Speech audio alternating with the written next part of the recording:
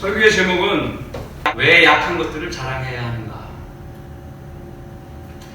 오랫동안 지속되거나 차도가 늦은 귀찮은 질병을 우리는 만성질환이라고 합니다. 여기에 이 질병의 종류는 암도 있고 신장병, 뇌졸중, 또 만성호흡기 질병, 비만 등이 있습니다. 만성질환은 최소한 3개월 이상 지속되는 증상으로 고통이 오래가며 계속 재발하는 특성을 갖고 있어요. 원인은 식습관, 또 운동량 부족, 우리는 아니지만 흡연, 음주 등 잘못된 생활습관과 유전적 요인이 발병의 원인이 되는 것입니다. 사람들은 예방적인 차원을 강조하죠. 치료의 관점으로 봤을 때 서양 의학과 한의학 두 가지로 이렇게 나눌 수 있는데, 보통 서양 의학은 치료의 주안점이 있고요, 한의학은 예방의 주안점이 있습니다.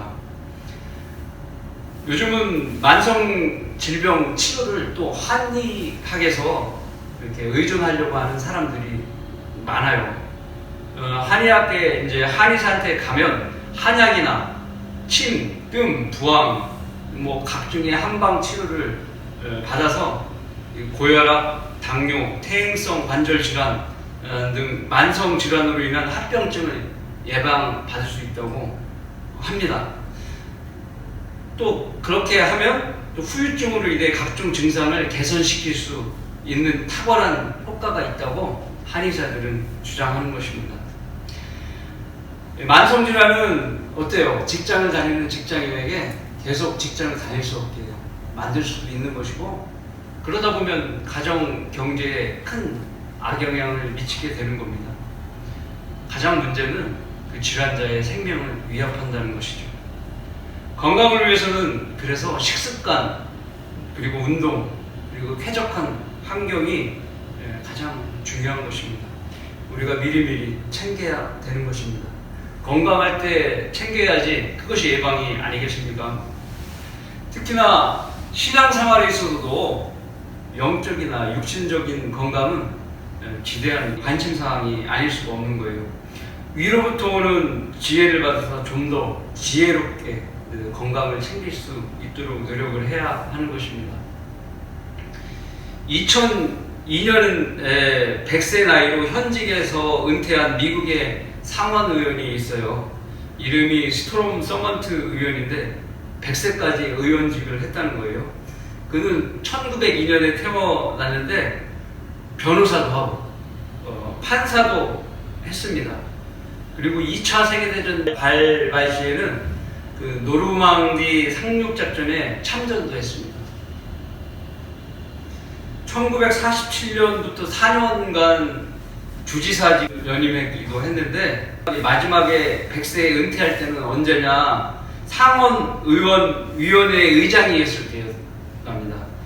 그래서 마지막 의사봉을 땅땅 두드릴 때 동료 의원들이 그리고 직원들이 다 모두가 일어나서 칭찬해주는 그런 기립박수를 쳤다고 합니다. 100세까지 정정하게 일을 했으니까요. 얼마나 또 감개무량한 일이겠습니까? 그것은 그 나이까지 일할 수 있는 동안에 건강에 아무 문제가 없었다는 것이에요. 여러분은 이분이 부럽지 않으십니까? 방법이 있어요. 성경대로 믿고 한번 살아보는 겁니다. 성경 말씀에는 이런 말씀이 있어요. 주를 두려워하면 장수하려니와 악인의 연수는 짧아지리라. 장수하려면 하나님을 두려워하라는 것입니다. 그러면 100세가 문제겠어요? 영원히 장수할 수도 있는 건데, 거듭나면 간단히 해결이 되는 거예요. 쉬운 거예요. 진짜 장수하는 거죠. 믿으면 손해를 보지 않는 겁니다. 변모, 우리가 휴가 때 변모되는데, 변모된 후에는 영원한 질병도 없어요. 주님의 몸과 같은 몸을 소유하게 됩니다. 약국도 필요 없어요. 2년에 한 번씩 건강검진 받을 필요도 없습니다. 당연히 병원 갈 일도 없겠죠. 의사도 만날 일이 없는 거예요. 의료보험료 낼 필요가 없는 거예요. 그러니까 모두가 구원받는 게 얼마나 중요한 것입니까? 자, 이제 본론으로 들어갑니다.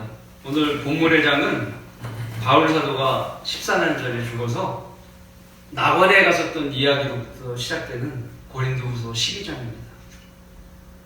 낙원에서 주님께서 주신 계시를 말한다고 1절에서 바울 사도는 간증을 시작합니다. 그는 14년 전에, 이 글을 쓰기 14년 전에 혼이 몸 밖으로 떠나서 셋째 하늘로 끌려 올라갔던 것입니다. 그리고 낙원에서 있었던 일을 4절에 이렇게 말하고 있어요. 그가 낙원으로 끌려 올라가서 말로 다 설명할 수 없는 말을 들었는데 그것은 사람들에게 말하도록 허락되지 않은 것이로다.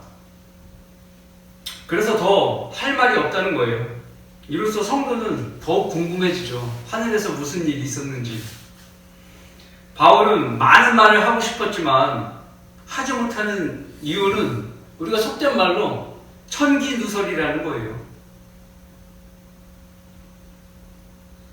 그래서 자신의 약함, 즉 질병 위에 자랑할 것이 없었다는 것입니다. 없다는 거예요. 그래서 의사 누가가 바울의 전도 여행에 늘 동행하게 된 가장 큰 이유가 된 것이 바로 바울의 질병 때문인 것입니다. 하나님께서는 바울도 다니엘처럼 위에서 받은 계시를 말하는 것을 허락하지 않으셨어요. 오직 그 계시를 허락한 사람은 우리 성경의 맨 마지막 장 요한계시록을 작성한 요한에게만 허락된 것입니다. 그래서 앞으로 일어날 일들이나 또 하늘나라의 일들을 요한계시록을 통해서 보면 다 알 수가 있는 것입니다. 이 고린도후서 12장에 바울이 하늘에서 받았던 계시를 요한계시록을 통해서 간접적으로 알 수가 있게 되는 것입니다. 오늘 바울 사도에 이어지는 본문 구절을 통하여 7절과 10절이죠. 왜 바울 사도가 자기가 다른 것을 다 제껴두고 한 것들을 자랑해야 했는지를 함께 살펴보고자 합니다. 왜 바울 사도는 약한 것들을 자랑해야 했을까요? 첫 번째, 바울에게 약한 것은 그를 교만하지 못하게 하였습니다. 자, 7절의 말씀입니다. 지극히 위대한 계시들의 풍성함으로 인하여 내가 자고하지 않도록 육체의 한 가시, 즉 사탄의 사자를 내게 주셨으니 그가 나를 쳐서 자고하지 못하게 하려 함이라. 7절의 말씀이죠. 네, 지극히 위대한 계시들의 풍성함, 이걸 하나님으로부터 받은 겁니다. 네. 그 풍성한 계시를 받았는데 자고 내가 스스로 높아지는 거. 네. 내가 스스로 높아지지 않게 하기 위해서 하나님께서 육체의 한 가시, 거죠. 사탄의 사자를 내게 주셨으니 그가 나를 쳐서 자고하지 못하게 하려고 함이라. 나를 교만하지 못하게 하려고 나에게 질병을 주었다는 거예요. 바울 사도는 고린도 성도들에게 그가 올라갔다 온 증거는 자신 몸에 생긴 가시, 즉 사탄의 사자, 곧 질병이라고 말하고 있습니다. 이 가시가 생긴 이유는 지극히 위대한 계시들을 풍성히 가져왔기 때문에 생겼습니다. 하나님께서는 바울 사도가 풍부한 계시 때문에 스스로 높아지는 교만에 빠질 것을 어때요? 미리 하셨던 겁니다. 미리 하시는 하나님께서 바울이 계시를 많이 들었기 때문에, 받았기 때문에 스스로 교만에 빠지겠구나, 이러면 사역에 문제가 생기겠구나, 이런 것을 미리 아셨다는 겁니다. 그래서 바울의 몸에 만성질환을 주게 된 것입니다. 이것은 하나님께서 인간의 마음속을 속속들이 잘 알고 계심을 나타냅니다. 전지하신 하나님을 시편은 이렇게 말씀하고 계십니다. 오 주여, 주께서 나를 살펴보셨으며 또 나를 아셨나이다. 주께서는 나의 앉고 서는 것을 아시며 내가 앉았다 일어나는 것까지 아신다는 거예요. 나의 생각을 멀리서도 이해하시나이다. 주께서는 나의 길과 나의 눕는 것을 샅샅이 아시며 6시에 밥 먹고 예를 들어서 저녁 먹고 누웠는데 하나님께서는 그걸 아신다는 거예요. 나의 모든 길을 익히 아시나이다. 보소서, 오 주여, 주께서 모두 아시나니 알지 못하는 내 입의 말은 한마디도 없나이다. 시편 139편 1절서부터 4절까지 말씀입니다. 주 앞에서는 가려진 것이 드러나지 않는 것이 없고 숨겨진 것이 알려지지 않을 것이 없는 것입니다. 모두가 드러나는 것입니다. 바울을 아끼시는 하나님께서는 그가 교만해지지 않도록 육체의 가시를 허락하신 것입니다. 많은 지식은 사람을 교만하게 만드는 것이 틀림없는 사실입니다. 우상들에게 바쳐진 것들에 관하여는 우리 모두에게 지식이 있음을 알거니와 지식은 교만하게 하지만 사랑은 세워주느니라. 고린도전서 8장 1절의 말씀입니다. 그리고 하나님께서는 교만한 자를 가증스럽게 여기시는 것이 사실입니다. 그래서 주께서 교만해진 그를 그냥 내버려두지 않고 반드시 패망케 만드시는 겁니다. 주께서는 교만한 자의 집을 헐어버리실 것이나 과부의 경계는 세우시리라. 잠언 15장 25절의 말씀입니다. 또 잠언 16장 18절에는 교만은 멸망에 앞서 있으며 거만한 영은 몰락에 앞서 있느니라.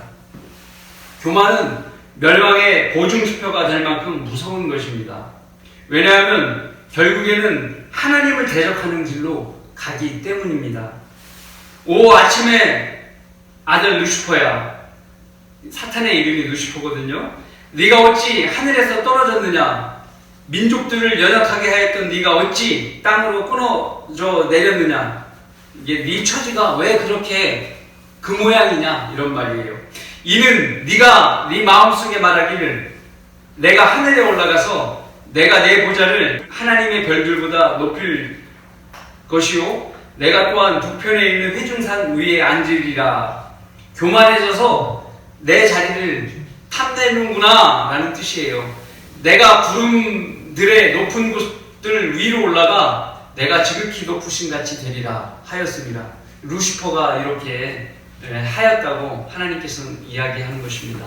이사야서 14장 12절부터 14절의 말씀이었습니다. 지상의 교만한 자들의 아비가 사탄입니다. 심지어 그는 하나님의 대적자로서 지금도 하나님과 그의 성도를 대적하고 있습니다. 결국 교회가 들림받은 후 지상에서 남겨진 자들을 다스리기 위해 육체를 입고 와서 예루살렘 성전에 앉아 잠시 동안 하나님처럼 통치하게 될 것입니다. 그래서 교만은 그치지 않고 사탄이 자신의 아들들을 거느리고 이 땅을 파괴시키고 지배하는 도구가 되는 것이고 한편으로 멸망의 원인이 되는 것입니다. 그러면 바울에게 자고하지 않도록 주어진 육체의 가시는 무엇입니까? 그것은 다름 아닌 눈에 관한 질병인 것으로 짐작할 수 있습니다. 눈이라는 거예요. 눈. 하나님께서 바울이 높아지지 않게 하기 위해서 눈에 질병을 주셨다는 거예요. 이를 어디서 찾을 수 있느냐? 우리가 갈라디아서에서 볼 수 있는데요. 모두가 갈라디아서 4장 13절과 15절을 보시겠습니다.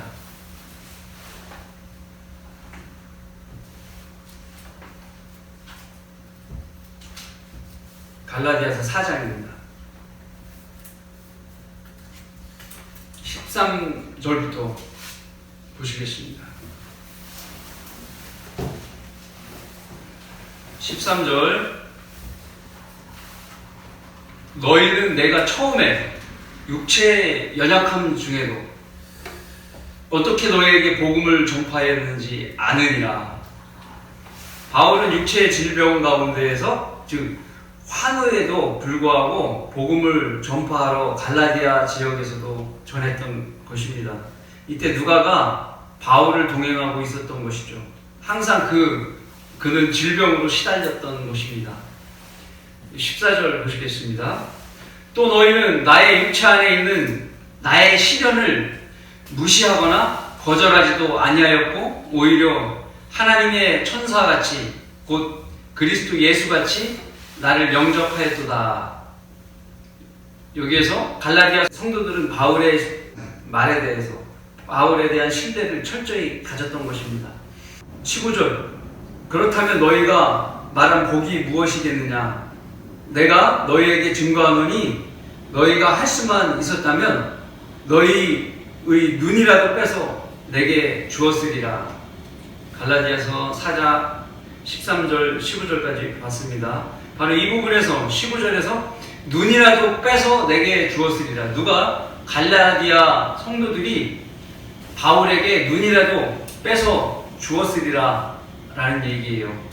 그 아픈 가운데에서도 바울의 설교를 잘 경청했고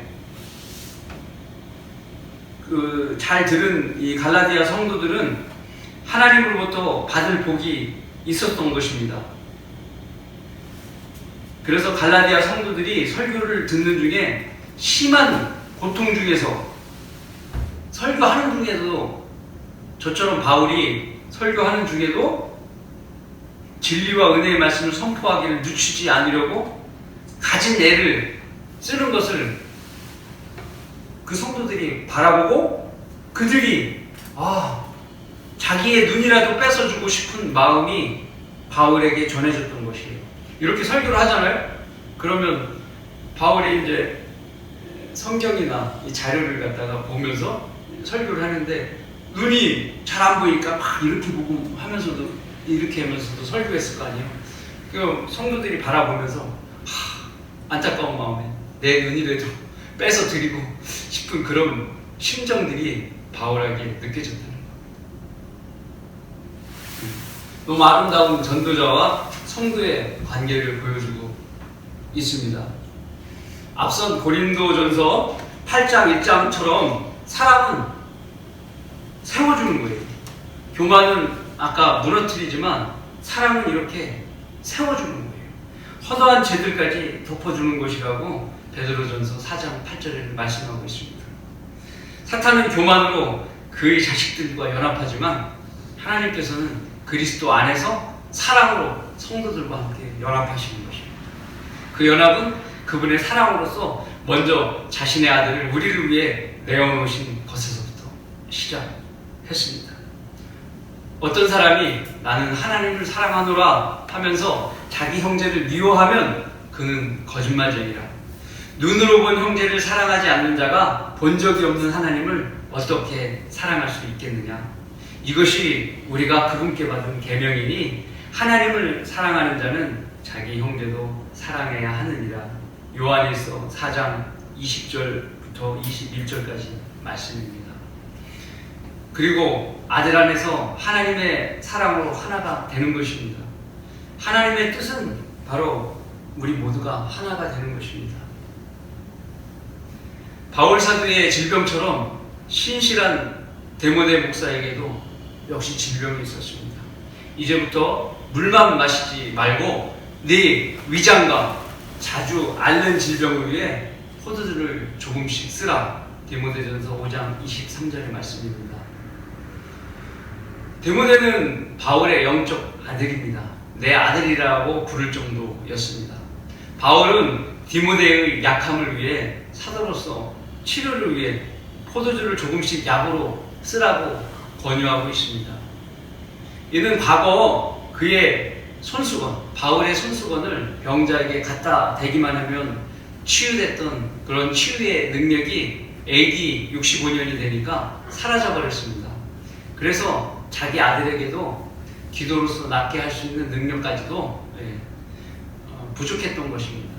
그래서 자구책을 알려준 것이 바로 위장병을 위해서 포도주를 조금씩 쓰라고 이야기한 것입니다. 오늘 말씀 7절로 인하여 바울은 바로 전 7절 전에 6절의 모습을 가지게 된 것입니다. 6절의 내용은 이것입니다. 내가 설령 자랑하려고 해도 어리석은 자가 되지 않으리니 이는 내가 진실을 말하기 때문이라. 그러나 나는 어떤 사람이 나를 보는 것과 나에 관하여 들은 것 이상으로 나를 생각하지 않을까 해서 삼가노라. 고린도 후서 12장 6절입니다. 이 말씀은 바울 자신이 낙원에 가서 하나님을 뵙고 계시를 받은 것에 대해서 자기는 진실되게 언제든지 말할 수 있다는 거예요. 그러나 내가 말하면 듣는 사람들이 나를 지나치게 높이거나 아니면은 신뢰를 주지 않거나 혹은 각자가 각자의 생각을 한다는 것이에요. 그것을 얘기하는 것입니다. 이것이 세상에서의 일들이에요. 각자가 자기 생각대로 진리를 난도질하여 과장하거나 또 하나님 말씀을 지나치게 폄훼하는 것입니다. 또 간증하는 사람을 자기 생각의 틀 안에다 가두는 거예요. 그리고 스스로 판단하는 것입니다. 바울은 그래서 현명한 결정을 한 것입니다. 뭐라고요? 말하는 것을 삼가노라. 되도록 말을 안 한다는 거예요. 그러므로 바울에게 약한 것은 그를 교만하지 못하게 하였기 때문에 그에게 자랑할 것은 오직 약한 것 뿐이었습니다. 왜 바울 사도는 약한 것들을 자랑해야 했을까요? 둘째로, 바울에게 약한 것은 자신을 온전하게 만들어주는 길이었습니다. 자, 8절과 9절 전반부를 보시겠습니다. 이를 위하여 3번이나 그것을 내게서 제거해달라고 주께 간구하였는데 주께서 내게 말씀하시기를 내 은혜가 내게 충분하도다. 이는 내 능력이 약한 데서 온전하게 됨이라고 하셨느니라. 누구나 자신의 질병에 대해서 낫길 바라는 것은 당연한 일이죠. 왜냐하면 고통이 심하니까요. 지속적인 고통이 이루어지거나 하루에 2-3번씩 심한 고통이 찾아올 때면 우리는 진통제를 찾아서 먹게 되는 것입니다. 그 당시 진통제가 있었겠습니까? 바울 당시에는 진통제가 없었어요. 대부분 인내로 견뎌내야 했던 것입니다. 하지만 치료자이신 하나님께서 계시기 때문에 고통 중에 바울은 자신에게 질병을 제거해달라고 무엇을 했겠습니까? 기도를 했던 것입니다. 우리 주님께서 십자가 전에 겟세마네에서 3번의 기도를 드리신 것처럼 바울 사도도 역시 마찬가지로 하나님께 기도로 3번 나아갔던 것입니다. 하지만 하나님께서, 치료의 능력이 계신 하나님께서 하신 말씀은 내 은혜가 내게 충분하도다. 기도 응답 안 해주신다는 거죠. 이는 내 능력이 약한 데서 온전하게 됩니다. 입니다. 이게 하나님의 뜻이었어요. 바울에 대한. 사탄의 사자는, 눈에 질병을 준 이 사탄의 사자는 하나님께로부터 허락된 뜻이었던 것임을 바울이 알게 된 계기가 된 것입니다. 기도를 통해서. 그에게 들려진 하나님의 답변은 이전에 7절에 자신을 자고하지 않게 하려는 주님의 뜻인 것을 바울로 확신케 하였던 것입니다. 기존의 지식들이 바울에게 영향을 미쳐 자신의 혼적 지식과 혼적 능력을 가지고 전하지 못하도록 하기 위한 하나님의 뜻입니다. 네 노력으로 복음을 전하지 말라는 뜻이에요. 그래서 바울은 이전에 했던 것을 모두 배설물로 여기고 하나님만을 의지하고 하나님의 능력만으로 온전한 복음 사역에 매진할 수 있었던 것입니다. 사역의 온전함은 오직 하나님께서 그 사역을 주도하실 때만 이루어지는 것입니다. 사역자는 자기 생각을 드러내서는 안 됩니다. 바울은 자신의 혼적 재능을 자랑하지 않고 육체의 가시만을 자랑해야 했던 것입니다. 나의 사역은 오직 하나님의 능력으로 이루어진 것이야 라고 그 사실을 간증하기 위해서였던 것입니다. 그것은 곧 하나님께 영광을 돌리기 위해서였던 것입니다. 자신의 약함으로 여기지 않는 사람들 중에 한 사람은 우리가 자주 이야기를 하는 사람이 프랭클린 루즈벨트 대통령이에요. 그가 민주당의 부통령으로 지명된 것이 그의 나이 38세였습니다. 되게 어렸을 때 부통령으로 지명이 된 거예요. 근데 지명 당시 선거에서 이제 떨어졌어요. 그러나 이제 미래가 촉망받는 대통령 후보다라고 사람들에게 인기를 얻었죠. 근데 1년 후 그가 의기양양했을 때 1년 후 갑자기 소아마비가 찾아온 거예요. 자유롭게 걸을 수가 없게 된 겁니다. 참 불행한 일을 겪게 된 것이죠. 그럼에도 그는 상원의원직을 맡고 있었거든요. 사퇴를 하지 않았어요. 그에게 장애는 그 상원 의원직 일을 하는 것을 포기하도록 만들지 못했던 것입니다.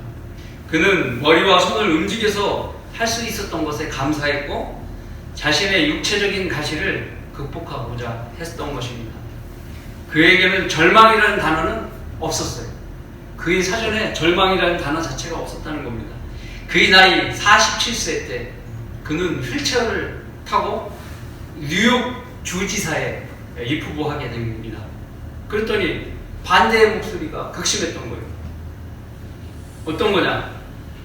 그의 건강 문제로 선거에 커다란 쟁점이 돼요. 그렇게 해서 주지사 일을 맡을 수 있겠어? 저 몸을 해서? 그리고 만약 그가 당선된다 하더라도 저 몸을 해서 끝까지 완주할 수 있겠어? 이렇게 루머를 퍼뜨린 거예요. 그러나 그는 자신의 논리를 대중에게 설파했어요. 그의 논리는 어떤 것이냐? 주지사의 일은 가벼운 일이 아닙니다. 먼저 사람들에게 이 마음을 열어야 될 말이죠, 이게. 그러나 사람들은 뛰어다니는 주지사를 구하고 있지 않습니다. 주지사의 일의 대부분은 뛰는 일이 아니라 두뇌 노동입니다. 휠체어를 탄 나에게 꼭 맞는 일입니다 라고 이야기한 것입니다. 그는 그 몸을 해서 열차와 자동차를 이용해서 자신의 자기가 주지사가 될 그 주를 샅샅이 다니면서 유세 스케줄을 소화했던 것입니다. 결국 그는 주지사가 됐고 또 기세를 몰아서 4년 후에 대통령이 된 것입니다. 그래서 미국의 32대 대통령이 되었습니다. 이렇듯 육체적인 질병은 루즈벨트에게 장애가 된 것이 아니라 오히려 그가 미국을 다스리는 대통령이 되도록 만드는 데 큰 역할을 하게 한 것입니다. 그는 오히려 약한 것을 자랑하면서 자신의 뜻을 온전히 이루는 사람이었습니다. 세상의 일도 이러한데 이보다 비교할 수 없는 하나님의 일을 우리가 하고 있는데 어떤 것들이 우리를 가로막는 장애로 여겨지겠습니까? 우리는 하나님의 일을 하는 거예요. 우리는 하나님께 기도하면서 우리에게 당면한 사역의 과제들과 섬김이나 예배나 교제나 생애 필요 등의 도움을 하나님으로부터 얻어낼 수 있는 것입니다. 물론 우리는 약한 것들에 대해 기도해야 합니다. 왜일까요? 바울의와 우리는 다르기 때문입니다. 우선 바울의 경우입니다. 하나님의 사역의 온전한 실행을 저해하게 만드는 것은 사역의 방해꾼에 의해 있는 것이 아니었어요. 바로 자신에게 있었던 거예요. 낙원의 체험과 하늘의 계시가 바울을 교만에 빠지게 한다면 하나님의 사역은 그로 인하여 지장이 생길 것입니다. 그래서 하나님께서 그에게 사탄의 사자를 허락한 것입니다. 그러나 여러분의 질병이 허락한 뜻에 의해 있는 사탄의 사자이거나 혹은 일반적인 질병, 즉 구원받기 전에 몸을 함부로 사용한 대가로 받은 질병일 수도 있다는 것이에요. 여러분이 갖고 있는 질병이. 어디 기도 3번이 문제겠습니까? 자주 끼어서 약함에 대해서 기도해야 할 것입니다. 그래서 일반적인 질병인 경우 기도와 물리적인 치료를 경배해야 할 겁니다. 그러나 문제는 하나님의 허락하신 뜻에 관한 것입니다. 그것은 어떤 물리적인 치료로 해결될 수 없는 거예요. 하나님께서 허락하신 질병이라면 지속적인 기도가 필요한 거예요. 왜?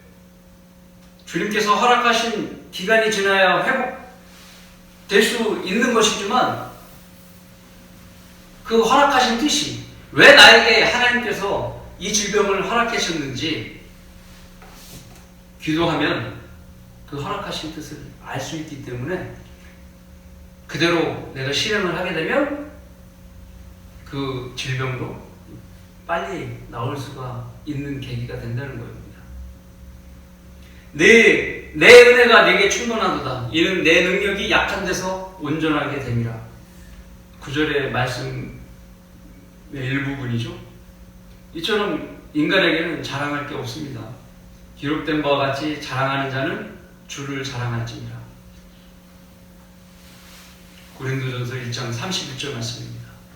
그러므로 성도에게도 바울처럼 약한 것은 자신을 온전하게 만들어주는 길이 되는 것이므로 자신이 기죽을 일이 아니라 오히려 이 약함을 통해서 힘을 낼 일이라는 것입니다. 오히려. 왜냐하면 그 약함을 통해서 하나님의 능력이 나에게 온전하게 나타나기 때문입니다. 자, 왜 바울 사도는 약한 것들을 자랑해야 했을까요? 3번째, 바울이 약할 때 자신 안에 그리스도의 능력이 거하여 그를 강하게 만들어 주었습니다. 그러므로 내가 오히려 매우 기쁘게 나의 약한 것들을 자랑하리니 이는 그리스도의 능력이 내게 거하게 하려 함이라. 그러므로 내가 그리스도를 위하여 약한 것들과 모욕과 궁핍과 박해와 공경을 기뻐하노니 이는 내가 약할 때 곧 내가 강하기 때문이라. 고린도후서 12장 9절의 후반부와 10절의 말씀입니다. 세상은 자기 능력으로 교만이 넘치는 자들을 인재라고 이야기하는 거예요. 그런 사람을 직원으로 쓰는 것입니다. 많은 스펙을 쌓아서 교만이 풍부한 그 사람을 쓰는 거예요. 세상 지식으로 가득 찬 사람, 자신만만해한 사람. 아, 우리 회사에 저 사람을 쓰면 일 잘하겠어. 네, 그렇게 그 사람을 택하는 것입니다. 이와 달리 하나님께서는 어리석고 약하고 천하고 멸시받는 것들을 선택하십니다. 그 이유는 고린도전서 1장 27절 28절입니다. 틀리죠? 세상과 하나님의 선택은 틀린 겁니다. 그러나 하나님께서는 세상의 어리석은 것들을 선택하시는 지혜로운 자들로 부끄럽게 하시려는 것이요, 하나님께서 세상의 약한 것들을 선택하시면 강한 것들을 부끄럽게 하시려는 것이라. 하나님께서 세상의 천한 것들과 멸시받는 것들을 선택하신 것은 없는 것들로 있는 것들을 쓸모없게 만들려 하십니다. 고린도전서 1장 27, 28절 말씀이죠. 여러분은 어떤 사람에 속해 있었습니까? 누가 형제나 자매를 세상 기준으로 바라보고 있다면 하나님께서 만드신 덫에 걸리는 어리석은 사람이 되는 것입니다. 즉, 하나님께 쓰임받는 사람들은 세상 일들에 어리석고 세상에서 약자에 속한 사람들이며 천하고 멸시받는 사람들이라는 것을 잊지 말아야 합니다. 이 사실을 무엇보다 잘 아는 바울은 자신이 항상 그리스도께 선택이 되도록 자신의 약한 것을 자랑한다는 것입니다. 즉, 자신을 겸손히 유지하고 세상 사람들 눈에 어리석고 천하고 멸시받고 약하게 보이는 것을 그들에게 자랑하면 자신 안에 그리스도의 능력이 거하게 된다는 것입니다. 박존 시니어 목사님은 이렇게 말했습니다. 자신의 걸려 넘어지게 하는 돌들로 디딤돌을 만들어줄 주님을 아는 자는 복이 있다고 했습니다.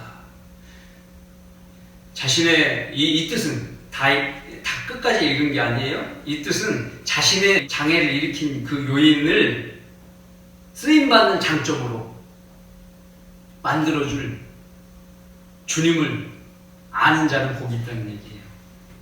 내가 갖고 있는 그 약점, 장애, 이것을 오히려 장점으로 활용할 수 있게 하실 수 있는 주님을 아는 사람은 복이 있다는 거예요. 자신의 결함들을 가지지 않은 사람은 없습니다. 그것이 자신을 넘어지게 하는 돌들입니다. 그 결함을 고치게 할 수 있는 분은 주님밖에 없습니다. 자신 안에 주님이 사는 성도는 언젠가는 그의 결함을 딛고 일어나서 온전하게 됩니다. 이것이 그리스도의 능력이 그를 변화시키기 때문입니다.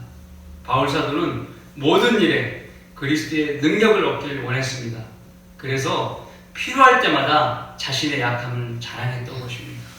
자신의 처지를 언제라도 동정할 수 있는 그분께 자신을 도우시기를 바랐기 때문입니다. 그래서 주님의 능력으로 그 일들을 성취하게 되면 모든 성공이 자신의 한 것이 아니라 오로지 주님께서 하신 것이라고 주를 자랑하게 하려는 의도에서였던 것입니다. 이는 우리의 대제장은 우리의 연약함을 동정할 수 없는 분이 아니요 모든 점에서 우리와 마찬가지로 시험을 받으셨지만 죄는 없으신 분이기 때문이라. 그러므로 우리가 은혜의 보좌로 담대히 나아가자. 이는 우리가 자비를 얻고 필요할 때 도우시는 은혜를 발견하기 위함이라. 히브리서 4장 15절 16절 말씀입니다. 혹시 여러분은 약한 것이 주님을 섬기는데 장애가 된다고 여기서 약한 것을 감추려 하지는 않으십니까? 그러시다면 그 연약함을 가지고 은혜의 보좌로 담대히 나아가십시오. 예를 들어서 오늘따라 다리가 심히 걷기 힘든 성도가 있다면 주님께 자신의 약함을 의탁하고 주님을 섬길 수 있도록 기도하는 것입니다. 그러면 그 섬김이 구령을 하는 것인지 예배인지 공부인지 전도지를 전하는 것인지 무엇이든지 주님께서 자신을 도우시는 것을 본인이 발견하게 될 것입니다. 고린도 후서 12장 10절의 말씀처럼 자신이 그렇게 되는 것입니다. 그러므로 내가 그리스도를 위하여 약한 것들과 모욕과 궁핍과 박해와 공경을 기뻐하노니 이는 내가 약할 때 곧 내가 강하기 때문이라. 왜요? 내 약함을 그리스도께서 도와주시기 때문에 강하게 된다는 거예요. 하나님께서 나를 강하게 하신다는 거예요. 그리스도를 위해서 쩔룩거리며 복음을 전하는 것 기쁨입니다. 그리스도를 위하여 욕을 먹으면서 또 복음을 전하는 것 기쁨입니다. 예배를 하는 것도 기쁨이에요. 그리스도를 위해서 궁핍한 가운데 복음을 전하는 것도 기쁨이에요. 박해와 공경을 당하면서 복음을 전하고 또 예배를 하는 것도 기쁨인 것입니다. 왜입니까? 그리스도의 능력이 나를 강하게 하여 모든 것을 극복하게 하기 때문인 것입니다. 또한 우리의 약함을 통해서 주님께서 영광을 받으시기 때문입니다. 너희가 그리스도의 이름을 위하여 욕을 당하면 복이 있느니라. 이는 영광의 영, 곧 하나님의 영께서 너희 위에서 안식하고 계시기 때문이니라. 그의 편에서 그는 그분께서 비방을 받으시나 너희 편에서는 영광을 받으시느니라. 베드로전서 4장 14절 말씀입니다. 그래서 우리의 약한 것들을 자랑함은 주님의 능력을 구하기 위함이요 또한 주님의 능력으로 이루어진 일들은 약함 가운데 있었던 우리로 주님께 영광을 돌리게 하는 것입니다. 그러므로 어려운 처지에서도 주님의 능력을 통해 사역하기를 원했던 바울처럼 약한 것들을 자랑하는 현명한 지혜를 우리는 배워야 할 것입니다. 결론을 맺습니다. 오스왈드 챔버스라는 목사 있죠. 챔버스는 이렇게 말했습니다. 진정한 성도는 나는 너무나 연약하여 그 일을 할 수 없습니다라고 말하지 않습니다. 진정한 성도는 나는 연약함에도 불구하고 주께서 그 일을 맡기시니 충성하겠습니다라고 대답합니다. 주께서 맡기시는 일은 원래부터 인간이 이룰 수 있는 일이 아닙니다. 하나님께서 연약한 인간을 사용하시는 것은 그분의 전능하신 생명의 능력을 더욱 드러내시기를 기뻐하시기 때문입니다. 이렇게 얘기했습니다. 여러분의 장애는 주님을 섬기는데 아무런 문제가 되지 않습니다. 작고 사소한 장애는 모든 사람이 가지고 있습니다. 그것은 육신적인 것일 수도 있고 정신적인 것일 수도 있습니다. 하나님 눈앞에는 모두가 온전치 못한 장애를 가진 것입니다. 심지어 우리는 죄인이라는 온전치 못한 존재로 태어나 버리지 않았겠습니까? 하지만 주님 안에서는 연약한 것들은 더 이상 연약한 것이 아닙니다. 왜냐하면 여러분은 그리스도 안에서 새로운 피조물이 되었고 하나님의 손길을 통해 온전한 그릇으로 지금도 빚어지고 있기 때문입니다. 여러분의 연약함을 자랑하시어 온전케 하시는 하나님의 능력의 손을 통해 멋진 작품으로 빚어지는 여러분 모두가 되시길 바라겠습니다.